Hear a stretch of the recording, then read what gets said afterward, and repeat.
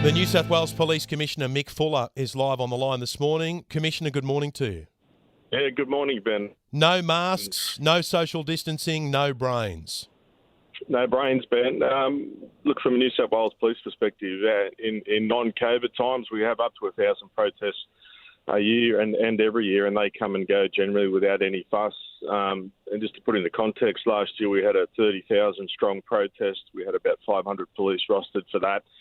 On Saturday's protest, we did have concerns. So there were around 3,500 protesters, and we had over 350 police. So it was a high police presence.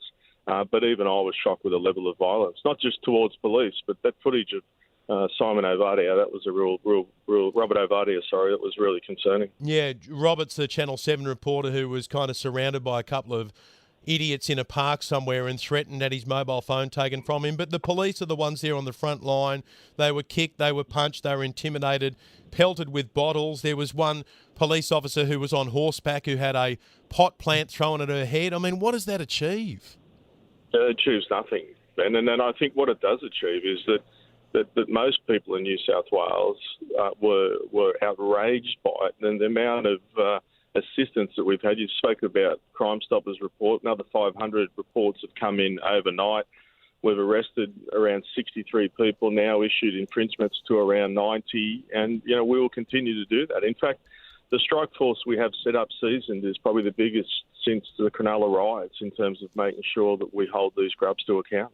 Now, someone on the text line says, why didn't you go out and arrest people during the Black Lives Matters protest last year? I seem to remember that you did. I remember there was a bit of a clash involving some protesters and some police, and there were some arrests. Yeah, absolutely, Ben. But you got to understand is that we took a number of those to the Supreme Court, and some we won, some we lost. And at the end of the day, there's no such term as an illegal protest. It's just an unauthorised protest. So when they're unauthorised, like Saturday, is that we can take strong action. The freedom of speech exists and survives. But whenever there is violence, we take strong action, Ben. And obviously we saw violence at a level that we haven't seen since 2005. I don't know how many thousand were there on Saturday. It might have been 3,000, 4,000 or 5,000 people. But interesting, on the same day, more than 100,000 people went off and got tested for COVID in the space of that 24-hour period. And as you say, people are voting with their phones by calling Crime Stoppers and dobbing people in. Oh, look, 100%. Is it the community support for the violence against the police and obviously the officers and the horses and the mounted unit? I don't think I've seen a response so strong and such disgust in the community, which gives the police who are out there real strength to get back out and patrol the streets. And many of them were back out working Sunday.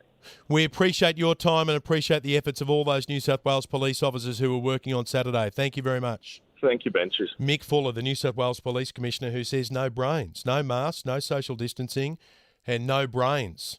131873, the Premier coming up after 7:30.